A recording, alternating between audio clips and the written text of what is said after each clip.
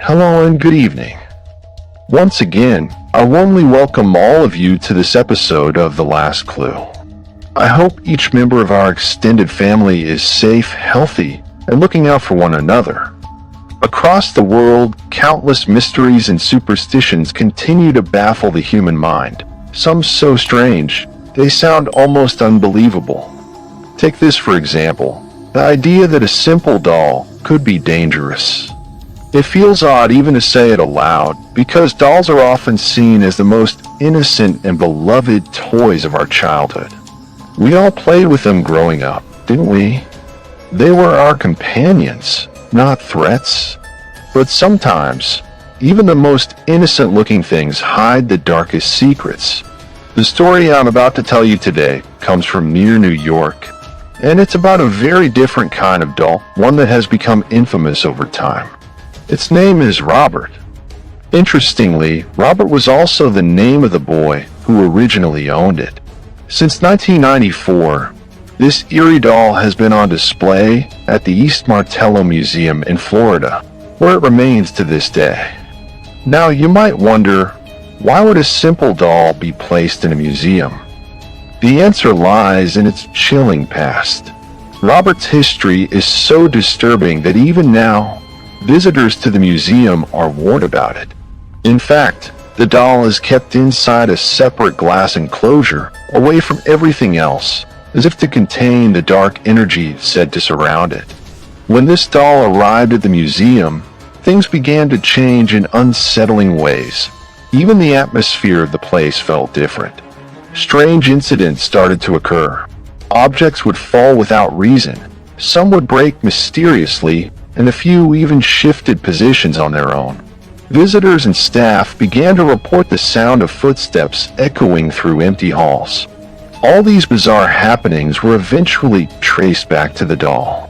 That's when the decision was made to separate it from everything else, removed from the general exhibits, placed inside a specially built glass cabin, isolated from the rest of the museum.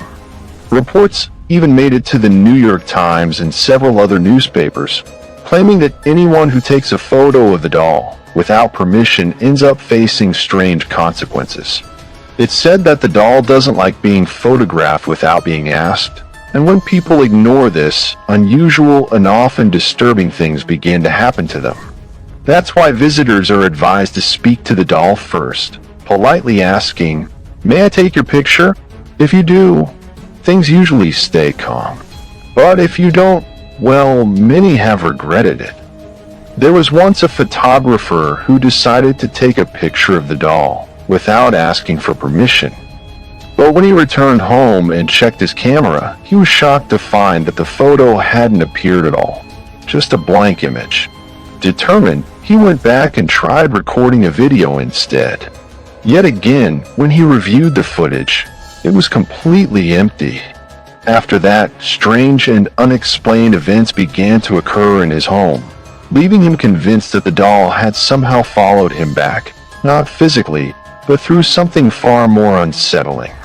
Soon after, strange noises began echoing through his house.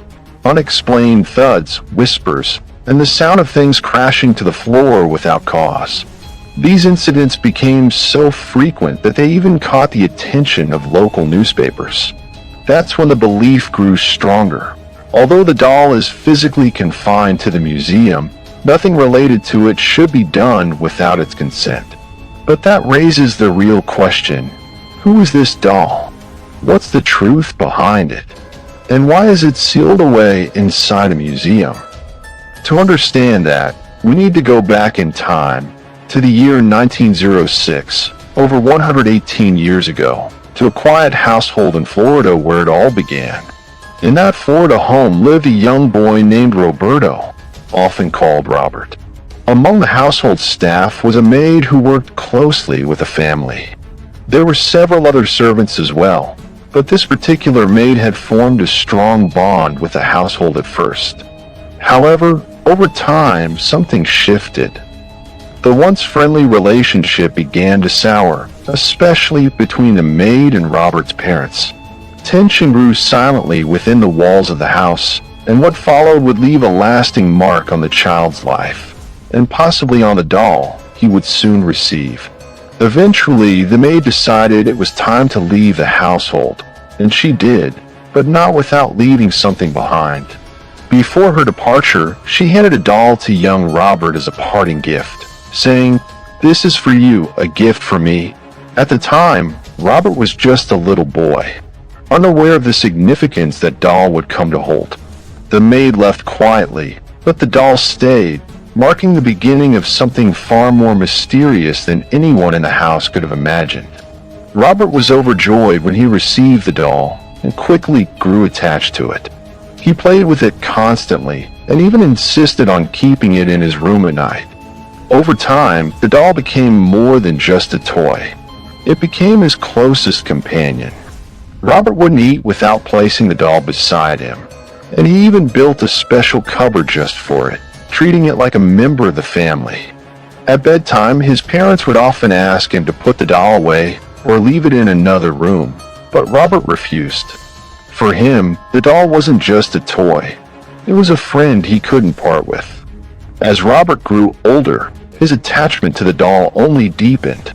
He would take it along while shopping with his parents, even buying clothes specifically for it, carefully folding and storing them in the doll's dedicated cupboard.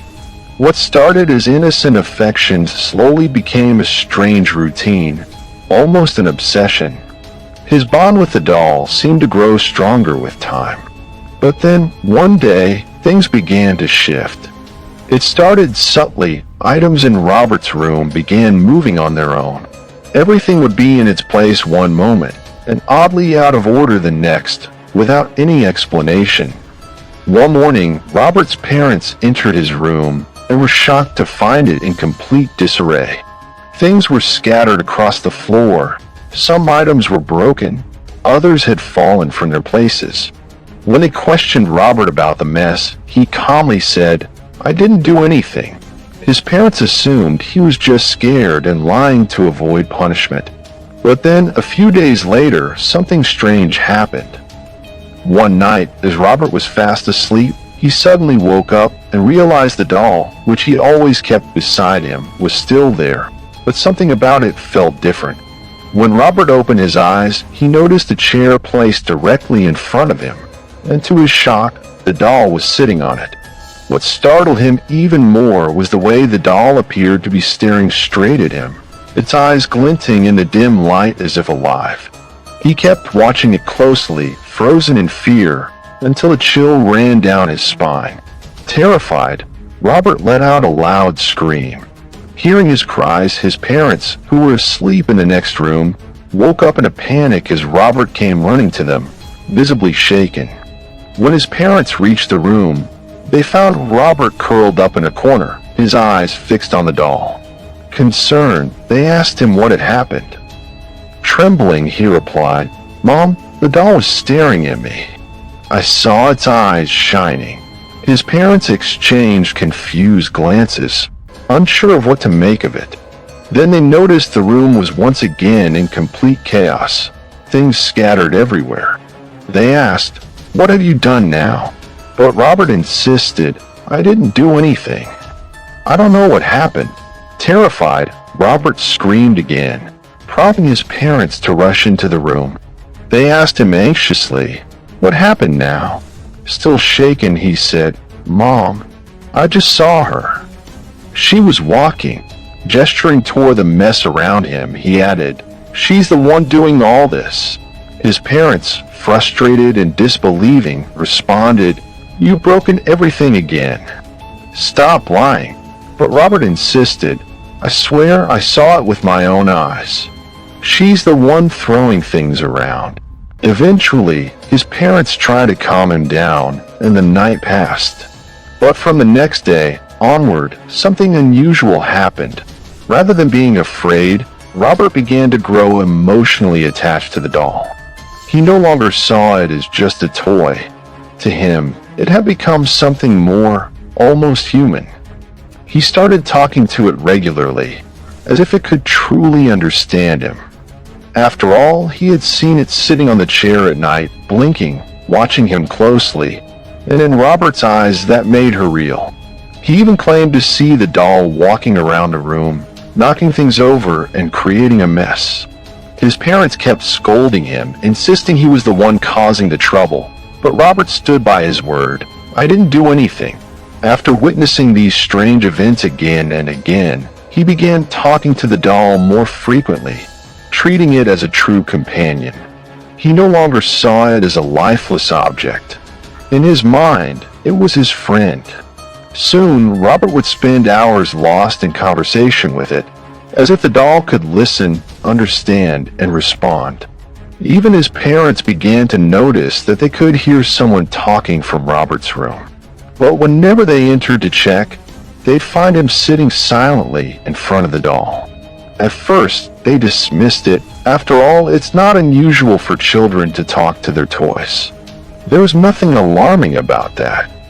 But over time, things began to escalate. The conversations grew longer and more intense.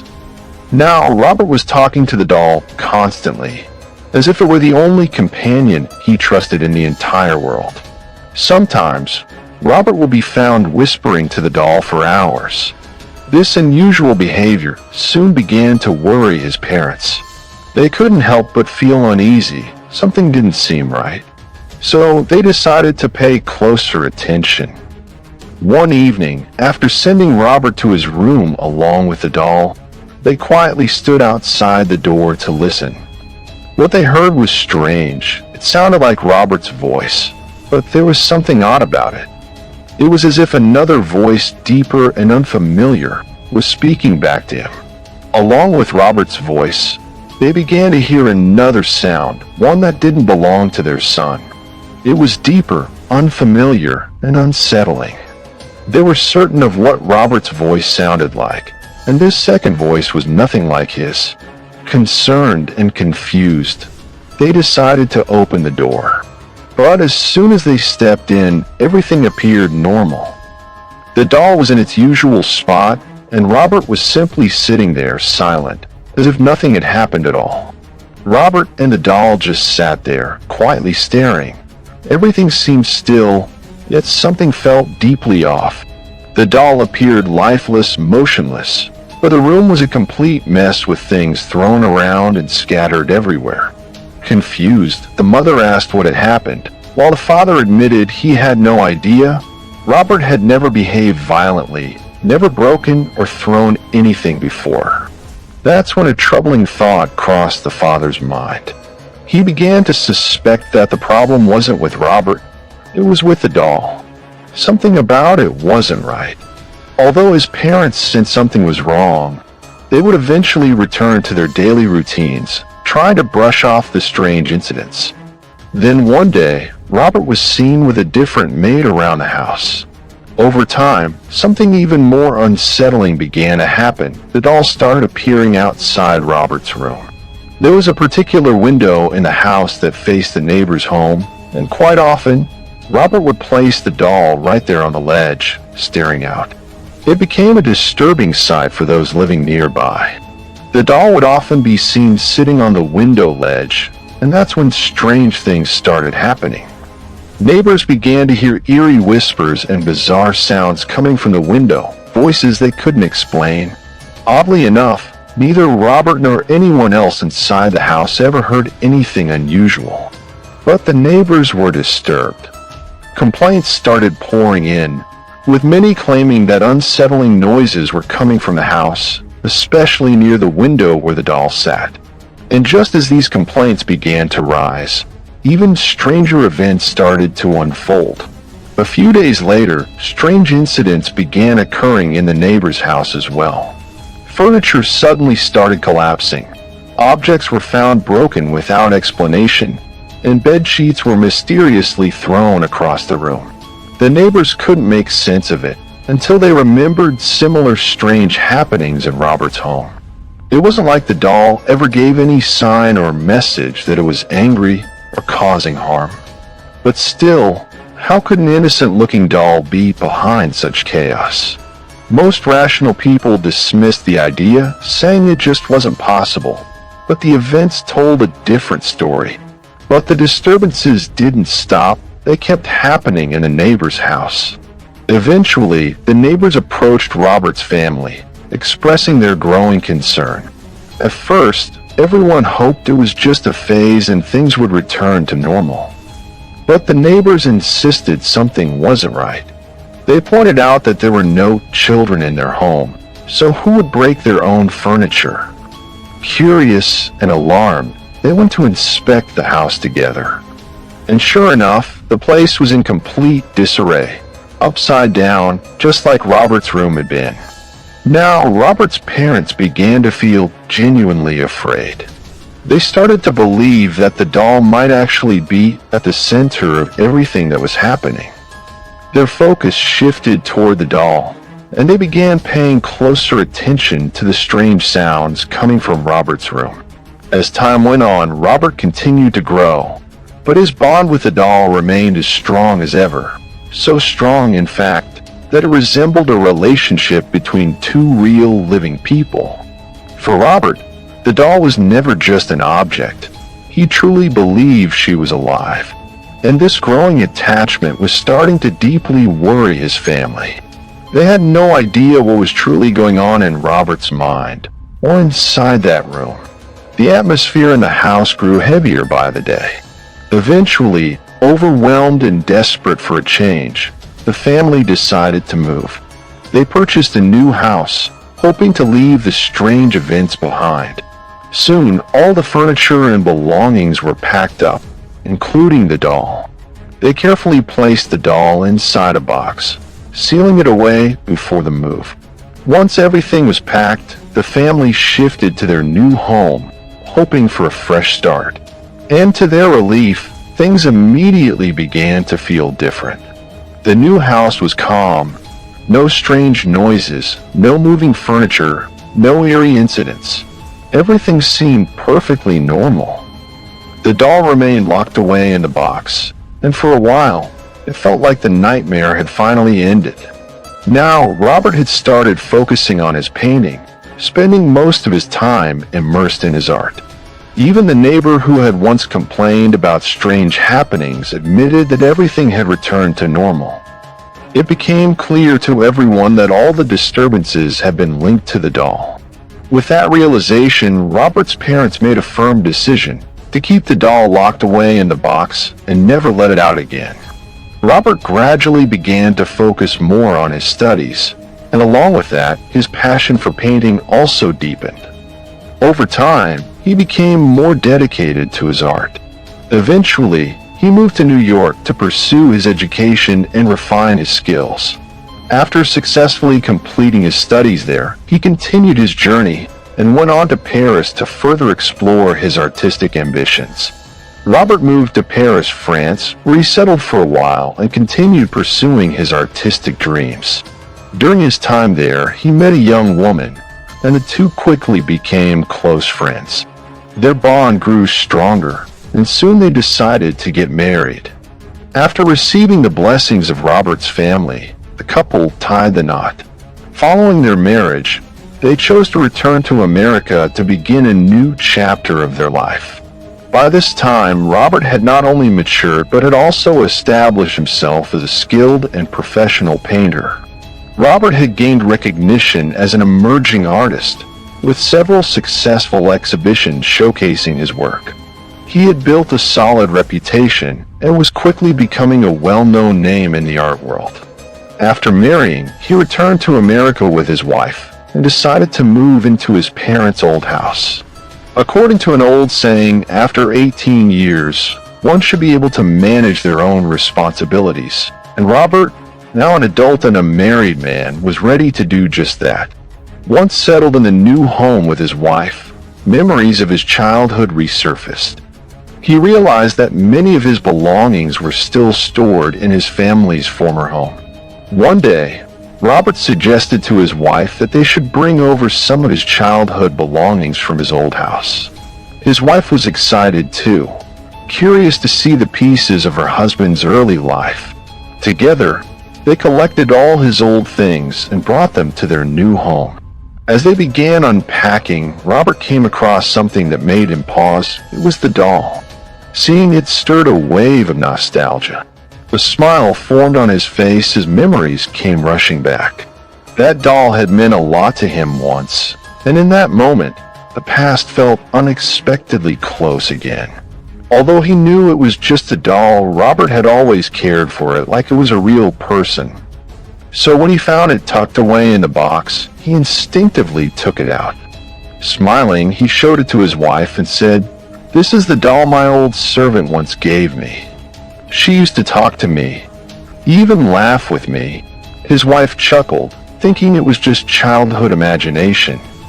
"Kids are like that," she said. But Robert, a bit more serious, replied, "This was never just a toy to me. She was my friend." Now that his wife was a part of his life, Robert still couldn't ignore the bond he once shared with the doll. "Before you, she was my closest companion," he told her with a gentle smile. The joy of finding the doll again overwhelmed him so much that he decided to dedicate an entire room in their new house just for her. He unpacked the doll, placed her in the center of that room, and filled the space with his childhood belongings, old toys, clothes, and everything that once belonged to the doll. Slowly, he started visiting that room more often, sitting with the doll and talking to her just like he did as a little boy. At first, his wife assumed it was nothing more than nostalgia, just an emotional attachment to an old childhood toy. But over time, his wife noticed something strange. Robert was spending hours inside that room, talking to the doll as if he were speaking to another person. It wasn't just murmurs or casual words. It sounded like a real conversation between two individuals. Curious and concerned, she gently knocked on the door twice. Robert opened it slightly, looking a bit unsettled, and said calmly, "We're in the middle of a conversation." After that, things took an even more unusual turn. To avoid being disturbed, Robert began locking the door from inside whenever he entered the doll's room. He would sit there for hours, lost in conversation with Doll. His wife, growing more worried, asked him many times about it, but Robert would ignore her questions and keep the door firmly shut. Now, as Robert continued spending time talking to Doll, strange things slowly began happening again. At first, after every conversation with the doll, he would leave the room as usual. But soon, his wife began visiting the room more often, and she started feeling uneasy, even jealous of the attention Robert was giving to the doll. Every time she entered the room, she noticed that the toys, clothes, and other items were scattered all over, even though Robert always arranged them neatly. Confused, she assumed Robert must have left it messy. But the next morning, everything would be in disarray again. This became a pattern, and her confusion turned to frustration. Finally, she confronted Robert and asked angrily, "Why do you keep messing up the room like this?" But Robert looked genuinely surprised and replied, "I don't do it." So she asked, "Then who else could be doing this?" "No one else comes here. It's just the two of us in this house." That's when a thought struck her. Robert's expression, his words, they felt eerily familiar. She recalled something from her own childhood. She remembered Robert once told her how, as a child, strange things used to happen around the doll, and his parents would blame him. And just like now, he used to say, "I didn't do it. Doll did." She chuckled, trying to brush it off. "Come on," she said, half joking, half nervous. "Are you trying to fool me now? This is just a doll, a lifeless object. It can't possibly do anything." But deep down, a strange discomfort began to creep in. But Robert insisted, "No, it's her, she does it." Around this time, strange things began to happen, not just in their home, but in the neighborhood too. The furniture in other houses started getting disturbed. Things moved from their places and even broke without explanation.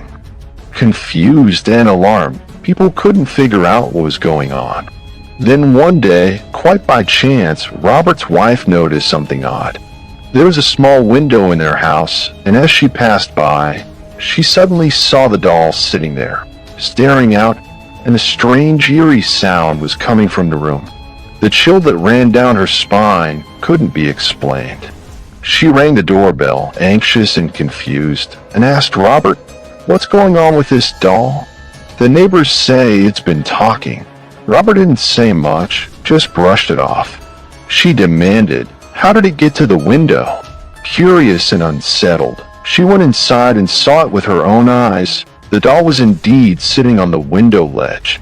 Shocked, she couldn't understand how it had gotten there on its own.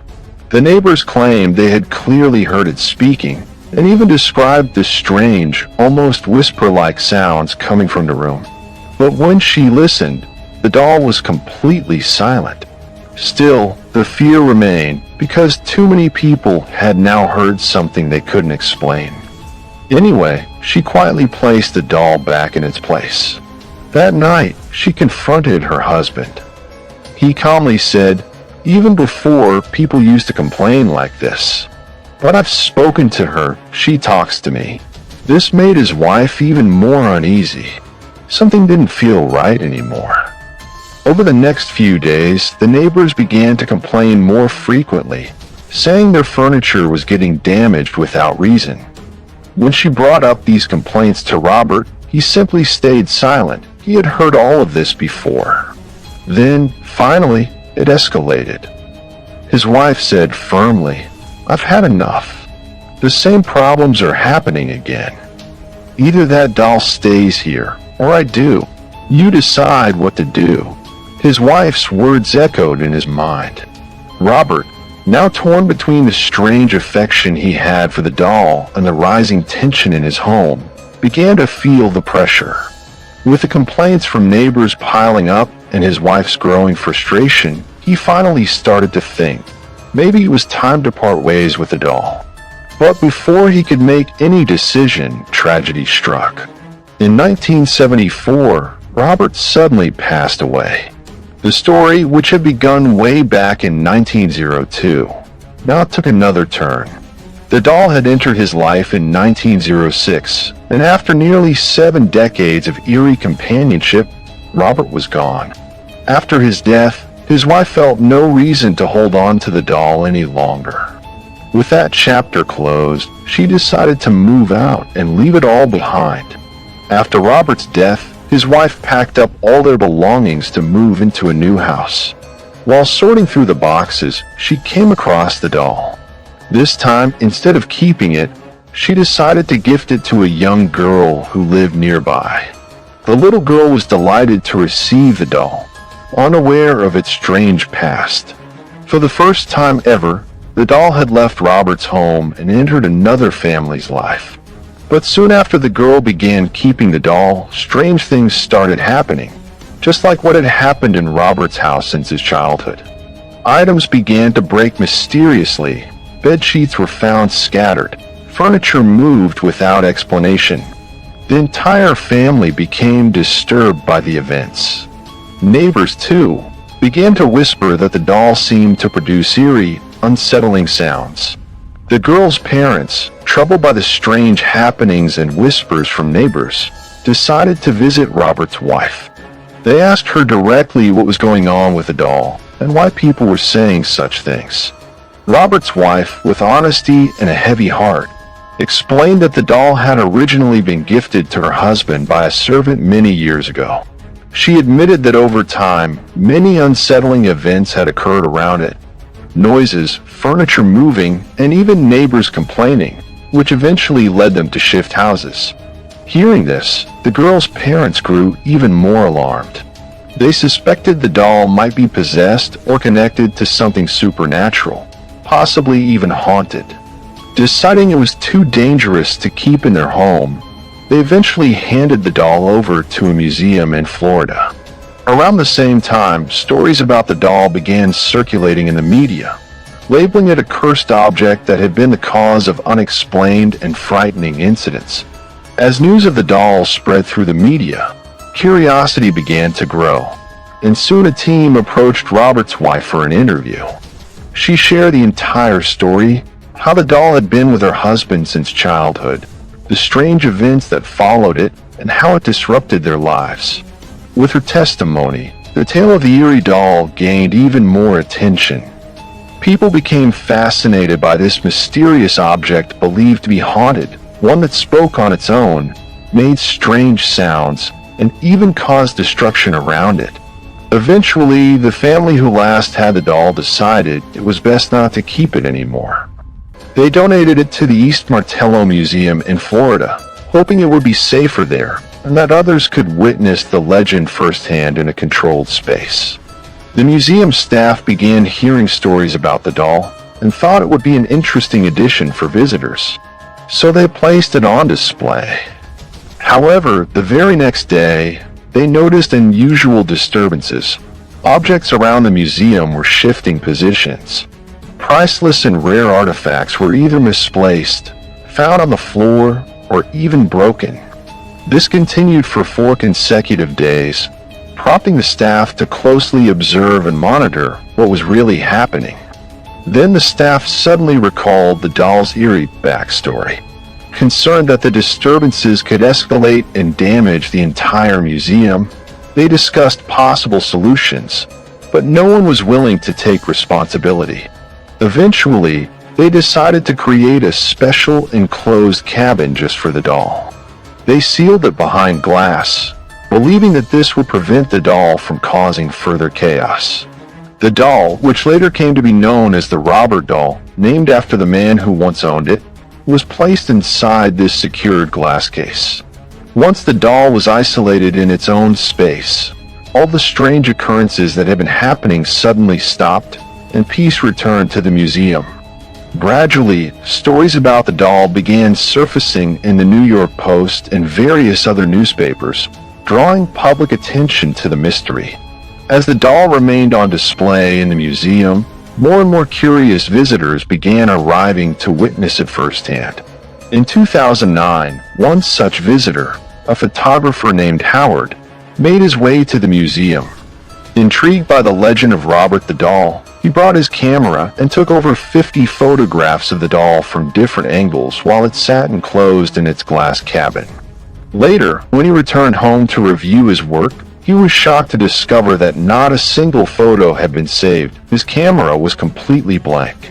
Baffled and uneasy, especially after knowing the strange stories surrounding the doll, Howard decided to return to the museum the very next day.